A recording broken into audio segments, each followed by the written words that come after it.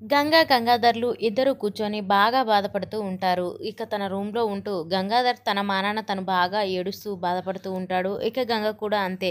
వాళ్ళ మామగారు అన్న మాటలు ఇంక విన్న గంగ గుండె పగిలేలా ఏడుస్తూ ఉంటుంది. ఇంక వాళ్ళ అత్తగారు, వాళ్ళ ఆడపడుచు, ఇంక తోడికోడళ్ళు అందరూ అపార్థం చేసుకుంటారు. ఇక్కడ చెంగయ్య మాత్రం ఇంకా మీ నాన్నకు మాత్రం ఫాదర్స్ డే చెప్పడానికి నా కొడుకుని తీసుకొని వెళ్ళావు. మరి ఇక్కడ వాడి నాన్నకి ఫాదర్స్ డే చెప్పాల్సిన అవసరం లేదా అని చెప్పేసి నిలదీసి ఆయన అన్న మాటలన్నీ గుర్తు చేసుకొని బాగా బాధపడుతూ ఉంటారు ఇద్దరు.